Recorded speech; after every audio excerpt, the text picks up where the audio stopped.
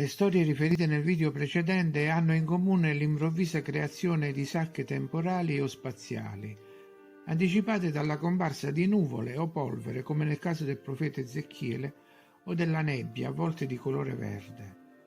Queste variazioni eteriche sono i margini di un portale, dove mondi di diversa frequenza si sfiorano e danno origine ai fenomeni. Gli stati della materia hanno una concentrazione maggiore o minore secondo la diversa aggregazione dell'etere.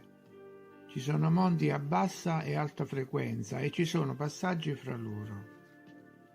I passaggi possono essere verticali, fra gerarchie diverse, o orizzontali, paralleli, che comprendono anche i portali di informazione presenti negli ambienti vibratori condivisi, come avviene sotto le cupole delle chiese. Non sempre abbiamo segni esteriori di un portale, ma tutti sappiamo inconsciamente che le frequenze possono influenzare la realtà. E tutti abbiamo cercato di attivare un portale, anche per gioco, come quando si finge di agitare una bacchetta magica. Altre volte, entrando in un tunnel, avvertiamo un senso di disagio, uno spiazzamento, in attesa di ritrovare la realtà conosciuta e rassicurante alla fine della galleria. Questa sensazione si avverte anche in piccolo, semplicemente entrando in un ascensore, in un vestibolo, eccetera. In questi casi subiamo il portale, perché non siamo noi a richiederlo. Tale disagio viene spesso definito claustrofobia, paura del chiuso, ma è davvero solo questo o c'è di più?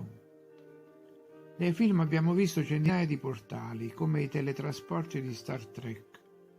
Gli atomi smontati vengono ricomposti in altri luoghi. Questo è difficile da credere. La scissione in atomi non avviene, è tutto l'essere che si disloca. Nella serie Doctor Who viene utilizzata una cabina telefonica e in Harry Potter il passaggio si attua in un camino. In questi casi è la parte interessata a richiedere il portale. I camini si trovavano in tutte le case di una volta, ma erano davvero solo camini? Spesso avevano una parte superiore molto estesa, complessa, mai annerita dal fumo. E c'erano anche gli alari. A cosa servivano? Anche Piranesi ha ritratto i camini di giganti o per poterci entrare. E spesso in quelle stesse stanze abbiamo soffitti tridimensionali, frattali, sistemi ripetitivi, mandala.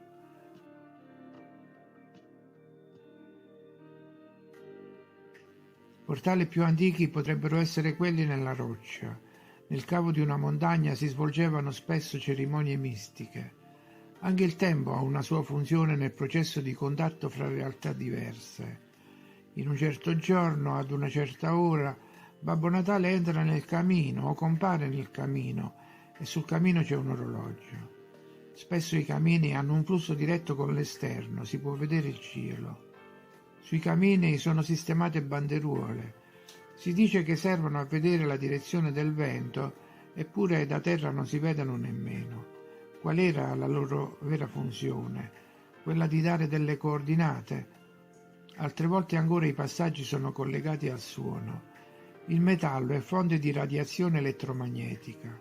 Le onde sonore stazionano a lungo nell'etere, lo ammorbidiscono, provocano alterazioni energetiche e favoriscono aperture, come le onde in uno stagno che muovono l'acqua e lasciano intravedere il fondo.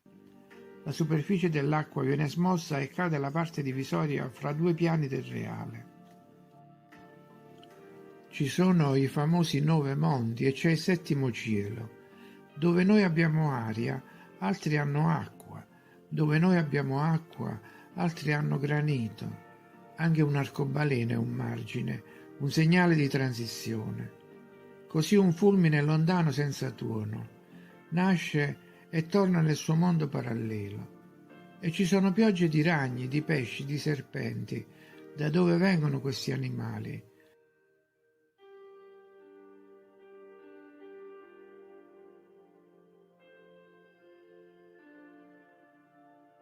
Anche quando dormiamo, creiamo dal nulla lo spazio e il tempo che ci occorrono per agire altrove. Visitiamo mondi paralleli intorno a noi. Il sonno attiva un portale orizzontale, un incontro con spazi vicini. Quando guardiamo un film ci immergiamo in altre realtà, siamo in più posti. Quando entriamo in un vagone della metro, dopo usciamo in un altro posto. Noi non ci siamo mossi, ma la realtà è cambiata. Spesso anche i bambini cercano di costruire una sacca spaziale, di creare un posto inaccessibile ad altri. Ci si può nascondere e rimanere invisibili, sia che si tratti del fondo di un armadio che di una casetta sull'albero. Una grotta invece fornisce un luogo nascosto per un eremita. Anche la meditazione è un portale, così come la preghiera. Arriverei anche a dire che quando un bambino piange o grida, attiva onde sonore, richiede un portale che lo riporti nella realtà antecedente, nella sicurezza della presenza della madre. Interi insediamenti possono nascondersi, esseri che non vogliono mischiarsi con la nostra civiltà o per paura di altre entità. Swift ne sapeva qualcosa. E ogni tanto vengono notate meraviglie come nel cielo di Norimberga. Anche i telefonini sono dei portali, attivano informazioni wireless, eteriche. Le notizie vengono da noi o noi andiamo a prenderle. La civiltà precedente faceva le stesse cose, anche se in modo diverso. E concludo dicendo qualcosa sui portali per eccellenza, i cosiddetti archi di trionfo. Perché li ritroviamo su tutta la Terra? Evidentemente erano molto necessari, così come è evidente che qualcosa ci passasse sotto. Ma cosa succedeva nel momento del passaggio? Ho letto un commento in proposito che mi sembra interessante e appropriato. Diceva che al momento del passaggio si attivano delle vibrazioni. L'arco era capace di individuare se la persona che cercava di entrare nella realtà da questa parte era un amico o un nemico. Insomma, l'arco sarebbe una specie di detector, un lettore di frequenze diverse, in cui i cassettoni sono elementi di uno scanner, al fine di isolare delle entità pericolose. Parliamo di veri e propri vampiri energetici che entrano nella nostra bolla per creare il caos, come in queste immagini in cui possiamo vedere oscure presenze nell'area apocalittica. Da quando anche questi portali sono stati disattivati, come le cattedrali, i vampiri energetici invadono il nostro mondo. Si deve essere verificato un avvicinamento o una collisione con questa realtà parallela.